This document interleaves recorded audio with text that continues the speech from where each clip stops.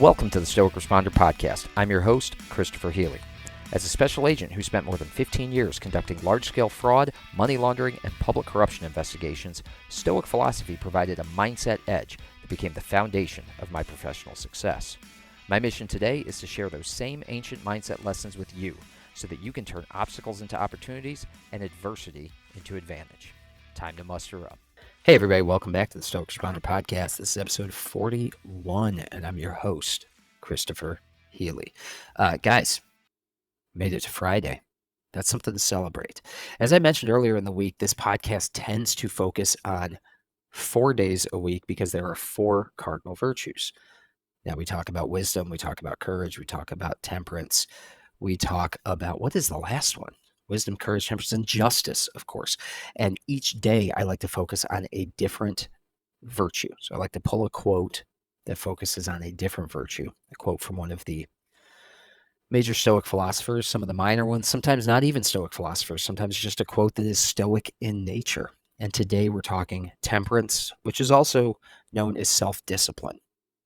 And so the quote today kind of leans into that. But all week long, I've sort of seen a similar theme of being disciplined in how we approach life, of being disciplined in how we order our lives. And that can be a theme of Stoicism in general, right? Understanding the external from the internal, understanding how our negative thoughts and emotions are impacting us, understanding what we control and what we can focus on, understanding how we can simplify our lives to focus on the things that truly matter.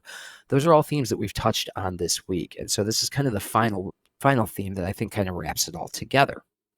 So before I get into that, before I start talking about today's theme and today's lesson, real quick, let me tell you about my friends at the Overwatch Collective. This is a great organization. They're a 501c3 nonprofit and podcast that funds therapy sessions and supports mental health initiatives for first responders, military, and their families.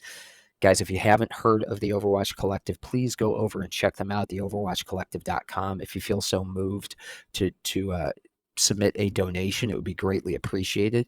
They use those donations, again, to fund therapy sessions completely free and anonymous for our first responders, military, and their families. And let me tell you guys, there are plenty of first responders out there who need therapy sessions. They need to have these interventions before things get dark and things get worse. But a lot of people are afraid to step up and ask for help because they don't want to be put on the rubber gun squad. They don't want to be ostracized in their department. And that is where the Overwatch Collective comes in and provides therapy sessions and support and other initiatives to support the mental health of our first responders, military, and their families anonymously and for free. They're saving lives over there. If you can support them by buying a t-shirt, by donating, or by going to their annual fundraiser. I believe it is August 24th in California, San Mateo, California, somewhere in the Bay Area. But you can find all that information on the overwatchcollective.com. I love giving those guys a shout out because they are doing so much for our community. If you have a law enforcement-based business or a law enforcement charity that is doing good things for our community and you want the message to be spread among this audience, please just shoot me a DM. I offer that service completely free, no charge for advertising for my fellow Leos. All right, guys, getting on to the meat of the show here. I titled this episode, Don't Be So Quick to Judge. Let me start you out with a quote from Epictetus. Someone bathes in haste. Don't say he bathes badly, but in haste. Someone drinks a lot of wine. Don't say he drinks badly, but a lot. Until you know their reasons, how do you know that their actions are vicious? This will save you from perceiving one thing clearly, but then assenting to something different. Okay, so that's a lot of words. Let me break this down. Right? Epictetus is essentially saying don't judge the reason for someone doing something. Judge the action itself, right? Like just recognize the action for what it is. Don't apply reason. Don't apply your thoughts to why that is. Okay. Now, let's apply this to the job. Police work is often black and white. The law, after all, is what it is, right? It's black and white. But to label an action we see as inherently good or bad based solely on our surface observations often risks the folly of superficial judgment, exactly what Epictetus is talking about. You see, we can do our jobs effectively and still withhold our judgments about someone's intention and character. It's kind of like that whole idea in Christianity of love the sinner, hate the sin, right? We can do our jobs effectively, but not be judgmental about someone's intentions and character. We're fact finders. We're just collecting facts as they come to us. And as Epictetus notes, actions may be driven by circumstances or personal choices that often elude our immediate perception. We may not know the whole story, right? And in a world that is quick to categorize, cancel, and condemn, we talked a little bit about this earlier this week. We talked about that social media phenomenon of building somebody up and then cutting them down. In a world that's quick to do that, that categorizes, cancels, and condemns people, the Stoics invite us to inquire and seek the reasons behind actions before passing judgment.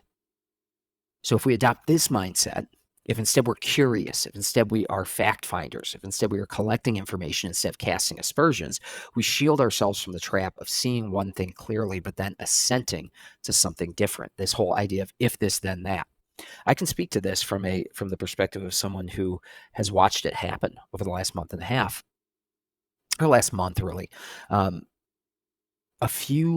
It's about a month ago, my wife and I were at Disney World. We have a condo in Florida. We go regularly. We spend about 2 months there in the summertime, in large part because Disney is an accessible place for our 2 children with special needs. There's not a lot of vacations that we can do. We can't take them to the national parks. We can't really take them to the beach because one of our children is in a wheelchair, and a lot of that stuff gets very challenging and difficult. So Disney provides a great vacation for our child who is accessibility issues and for our child who's on the autism spectrum. It's kind of a great sort of worlds collide place where our family can just be, where we can just be as normal as any other family. And it is very rare that our family can be as normal as any other family. And we happened to go on the 4th of July. We went and we got there super early for fireworks. It was a big fireworks show. It's one of their big shows for the year. And they have specific areas that are set up for individuals to go if they are in a wheelchair, as my daughter is. And they're non-ambulatory viewing areas. In other words, they rope off this particular area so people who are stuck in chairs have a place to be where they have a clear line of sight. It's also a safety issue because the crowds are big there. And you're looking up in the dark at fireworks or whatever, and you're not looking down. If you're a wheelchair in the crowd, especially if you're a child in a wheelchair in a crowd, you get bumped into. It can be a safety issue for both you and for the people who are walking around who are bumping into you. So they have these areas roped off. What happens, unfortunately, at Disney World is that there's not the strictest controls on entry. So if you go to Disney World and you want to rent a scooter, you can. You can rent a scooter. You can rent a wheelchair. You don't have to prove any sort of disability. You don't have to have any sort of disability. You might just be a little tired from the day before, or maybe you just don't want to be on your feet all day. You can rent a wheelchair, you can rent a scooter. It doesn't mean that you need a wheelchair or need a scooter. It doesn't mean that you are incapable of standing up to watch fireworks. It doesn't mean that you need access to one of these areas for people who cannot stand. And yet a lot of people use this hack. They use this, and this is actually promoted on several Instagram pages as a travel hack to get better viewing. They use this hack. They rent a wheelchair, they rent a scooter, totally able-bodied people who don't have disability placards on their vehicles, people who don't have a disability. They rent for convenience, and then they use that to access a space that is intended for people like our daughter who cannot stand, who are not ambulatory, who do not have the ability to get out of their wheelchair and enjoy the show. And what ends up happening is these people end up oftentimes icing out that space for people who genuinely need it, because they go in there and then they're standing the whole time, they're dancing, and they basically used a rental scooter to get VIP seating and then not sit. We witnessed this firsthand. We've witnessed it many times. My wife made a social media post.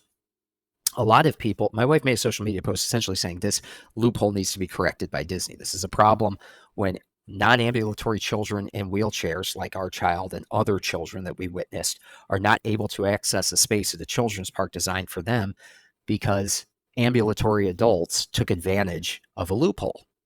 Then she made a post on social media. She has a big voice. She has a big following, and she wanted to get that out there and hopefully raise awareness and change Disney's way of doing business so they can close that loophole. And for the last 3 weeks, this thing has gone viral. It's gotten several million views. A lot of people have been looking at it. And for the last couple of weeks, people have been periodically, at first it was a lot of people when it went viral, but people have just continued to jump into her DMs, into her messages, calling her an awful person, saying all these terrible things, calling her an ableist, calling her, you name it, they're calling her those names. My wife she doesn't care. She's like, whatever. She's very regulated in how she deals with this stuff. She's been an online business owner for a long time. She doesn't care about what some 19 or 20-year-old childless kid thinks about us having children with special needs. But all these people are jumping in, making this situation about them. They are making this situation, they're assuming, in other words. They're quick to categorize, cancel, and condemn without actually even reading the post. They just see her saying, I think that children in wheelchairs should be prioritized over adults renting a mobility device for convenience. And they're attacking, saying, who are you to say they're not disabled? Who are you to say that, yada, yada, yada, you're being fat phobic, you're being ableist, da, da, da, da. They're making assumptions. They're not inquiring.